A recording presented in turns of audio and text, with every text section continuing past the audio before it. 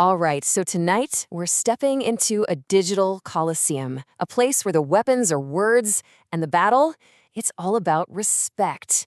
In these social audio rooms, man, egos clash, and a simple conversation can turn into an all-out war in a heartbeat. This is the story of Brandon and Cici, and the night they decided to take on the whole world. And right there, that's the sound of the first shot fired. See, this ain't some polite disagreement, nah. This is a direct challenge, a line drawn in the sand on a public stage where every single person listening becomes a witness. This is where it all kicks off. Let's break down how this whole thing just exploded. You know how they say every fire starts with a spark? Well, in this story, that spark was a simple question, but it was a loaded one, about a change in energy. The kind of question that basically says, I see you, and I don't like what I'm seeing.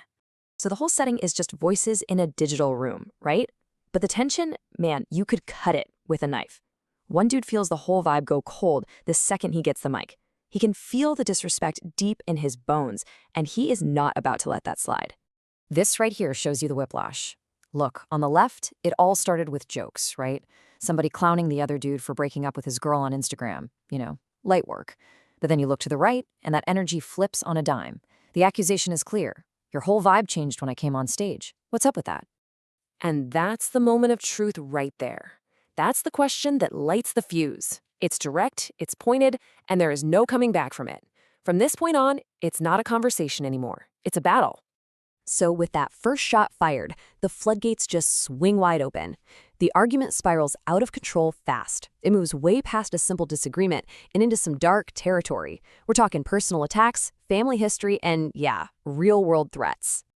Man, just listen to these shots. This isn't just a war of words. This is a war on a man's entire identity. Every single insult is designed to cripple him.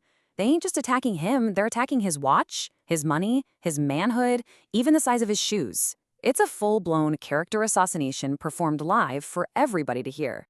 And then they go there. A line gets crossed that you can never uncross. Bringing up a deceased family member, his BM, his baby mother. That takes this whole thing to a place of pure pain. At this point, you gotta understand all rules of engagement are officially out the window.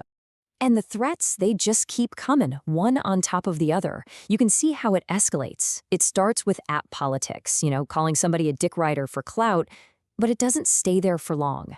The question quickly changes from what you're doing online to where you at. The digital beef is now threatening to spill right out into the street. And this is the final escalation in this act.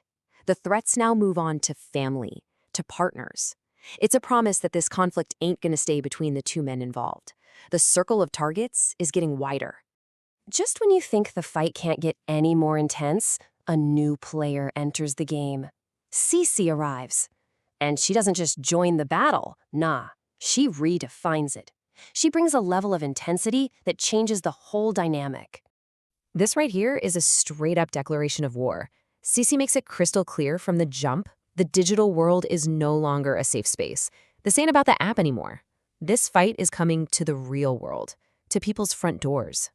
She immediately raises the stakes. She says her son's father got mentioned, and for her, that makes it personal. This ain't about pride now. This is about family. She's saying she knows where people live, where their families live, and she is not afraid to use that information.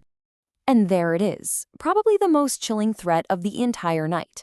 It's raw, it's violent, and it leaves zero room for misinterpretation. Cici is not just talking, she's making a promise about what happens when her family gets brought into the chaos. So after the storm, you get this strange, quiet calm. The raw emotional warfare dies down, and something else takes its place: analysis. The fighters and the audience, they all become judges, turning the entire brawl into a spectator sport that's gotta be scored. And in this crazy twist, the fighters become the commentators. The same people who were just at each other's throats are now breaking it all down, play by play. They're dissecting tone, confidence, strategy, like they were watching a prize fight instead of living it. So the audience, now they're the jury, and they cast their votes. All that chaos, all the threats, the deep personal attacks, it all gets boiled down to a simple bar chart. And with a landslide, 89%. The digital jury declares rebranding the winner. But the final judgment, it wasn't just in the numbers. It was in the observation. The audience caught that initial shift in energy that started this whole war. They heard one man's confidence shatter, his voice change. And in this world, that weakness they heard, that was his ultimate downfall. Which leaves us with this final question. After all the threats, all the pain, all the lines that were crossed, when a fight gets this ugly, does a poll number really mean you won? Or does everybody, in the end, just walk away with scars?